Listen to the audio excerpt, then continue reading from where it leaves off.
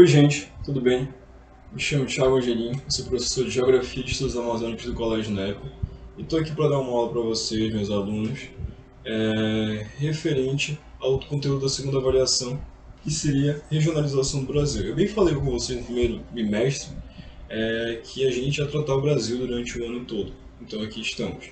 E bem, só reiterando quanto à situação que a gente está vivendo, né? A gente está tendo aqui essas aulas excepcionais, esses tempos, por um motivo claro, que é o motivo da pandemia do coronavírus, e a gente está tentando, né, continuar esse o processo educacional de vocês sem atrapalhar, tentando manter vocês sempre incluídos aqui quanto ao conteúdo, quanto à matéria, para que a gente volte bem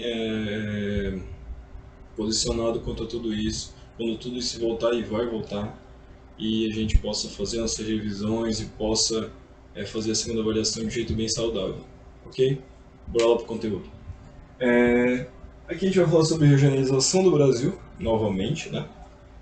E tratar sobre as regiões aqui do Brasil e por que regionalizar. Por que regionalizar? Aqui no Brasil, principalmente quanto às questões naturais, segundo o IBGE, todas essas 5 regiões aqui do Brasil elas foram reunidas por terem características naturais, claro, mas também sociais e econômicas.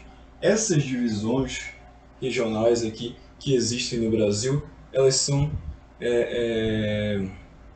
responsáveis por um melhor manejo do território brasileiro.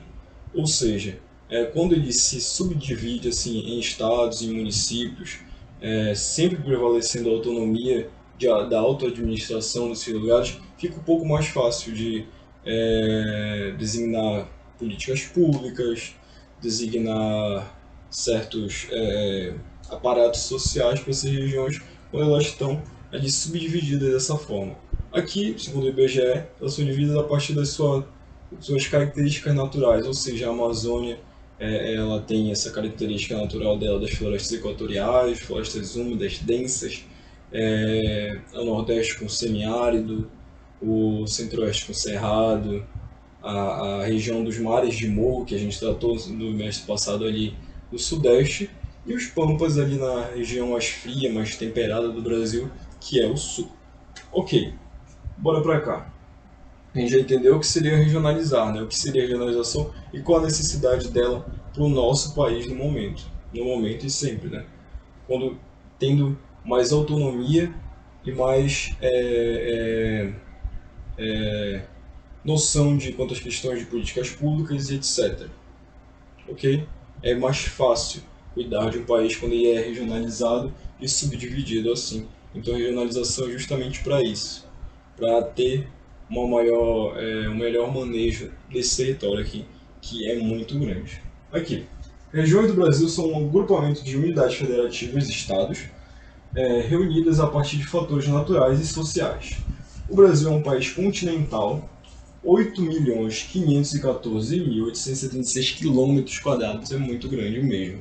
Então é maior do que muitos países por aí, países com IDH maior, países com PIB maior do que o Brasil, mas a gente continua aqui com essa vastidão continental, o que é muito bom por um lado e é ruim por outro lado, né?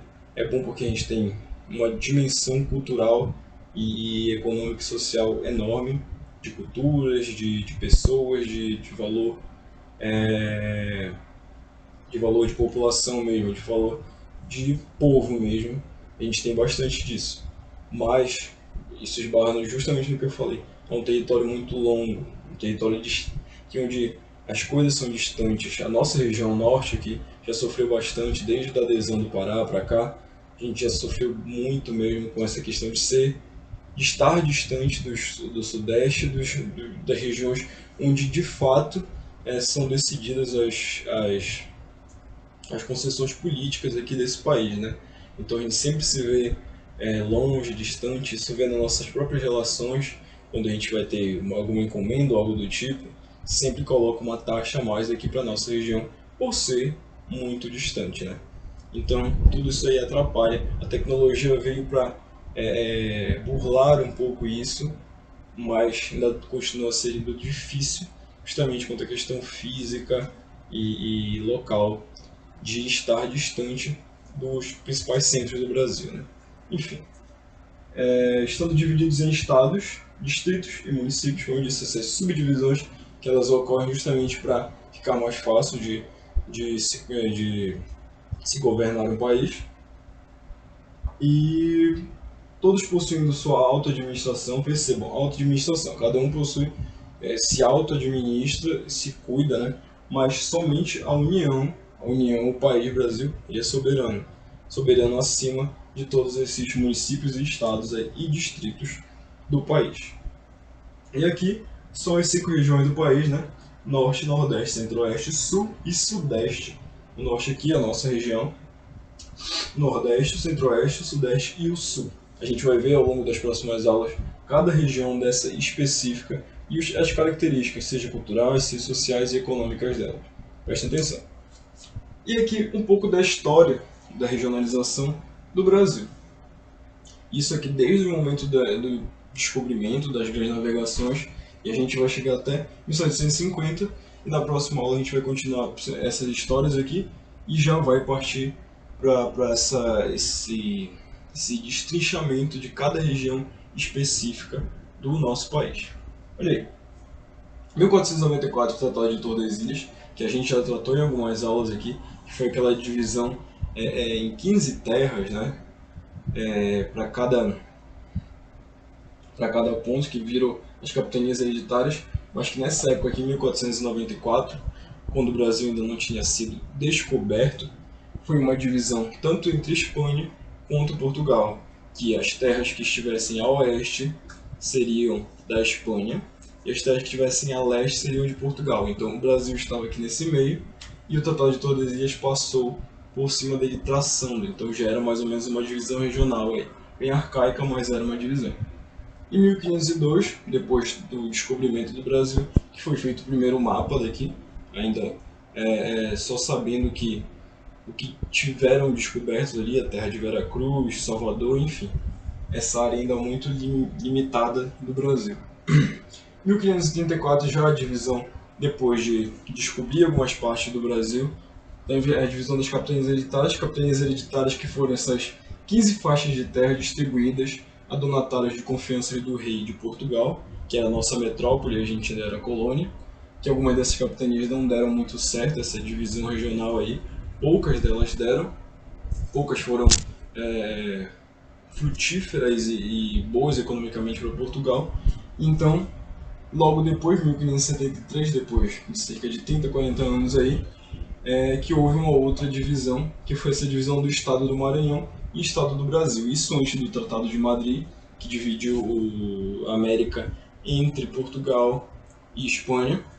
Essa divisão que é um momento bem curioso da regionalização brasileira, que foram somente 2 estados estiveram aqui, o Estado do Maranhão e o Estado do Brasil. Por que essa divisão? Como as capitanias não tinham dado muito certo nesse momento aqui, somente as capitanias mais ao sul do Brasil, então dividiu o Estado do Brasil mais abaixo e concederam e cederam ao rei Filipe, o rei Filipe da Espanha, essa região do Maranhão ali do Nordeste, e que logo depois ela se agregou à região do Grão-Pará, que também, segundo o Tratado de Tordesilhas, era da Espanha também. Aqui foi anexada, né? O Estado do Maranhão e o Estado do Brasil, a fim de promover o desenvolvimento da área, foi cedida a Filipe da Espanha, depois anexada ao Grão-Pará. Depois de alguns séculos, depois de muito expansionismo português, até os territórios que eram espanhóis e que eles não tinham dado muita conta, então teve a questão do Tratado de Madrid mais à frente, mas antes disso, com todo esse expansionismo que eu bem disse aqui, dos portugueses, justamente por essas pessoas aqui, esses sertanistas que saíram desbravando o Brasil, os bandeirantes, que muitos vinham de São Paulo, eles foram responsáveis por grande parte desse descobrimento do país que a gente conhece até hoje, de alguns territórios que a gente conhece até hoje, e eles eram bandeirantes exatamente por isso, que eles carregavam suas bandeiras e fincavam e diziam que aquele território era de Portugal. Enfim, tiveram várias atrocidades ligadas aos bandeirantes, historicamente falando, mas quanto questão de descobrimento, eles foram pioneiros e foram os dos maiores desbravadores aqui deste país. Mais à frente, depois de toda o Portugal burlar o Tratado de Tordesilhas e burlar essa regionalização já estabelecida entre eles, onde já boa parte da Amazônia e do Centro-Oeste que a gente conhece hoje em dia já tinha sido desbravado e conhecido pelos portugueses, então fizeram o Tratado de Madrid, que era justamente aonde se seguisse o Rio da Prata, que fica no sul do país, até o norte, era um território que já era uma divisão regional natural aí, onde seguisse o Rio da Prata, o território a leste continuaria sendo de Portugal e a oeste seria da Espanha. Então isso daí se prevaleceu até hoje. Um grande território mesmo ficou na mão de Portugal, se seguiu pelo Rio da Prata, e a oeste ficou na mão da Espanha. Os países que falam espanhol aqui na nossa América Latina, América do Sul, eles já estavam nessa divisão do Tratado de Madrid bem certinho nesse momento. E aqui a gente para aqui nesse momento, em 1750, para depois a gente continuar nas próximas regionalizações aqui do Brasil e ver como se desenrolou até chegar hoje em dia no nosso mapa político, né, que é conhecido a partir dessa regionalização e das 5 regiões mais importantes aqui do Brasil. Ok? Espero que tenha sido bem proveitosa essa explicação. E eu quero que aí vocês já anotem aqui, eu vou sair um pouquinho da tela, para vocês printarem e anotarem, para que a gente veja isso aqui na futura revisão. E que vocês tenham um bom dia, que tenha sido muito proveitoso, e que a gente se veja na próxima aula.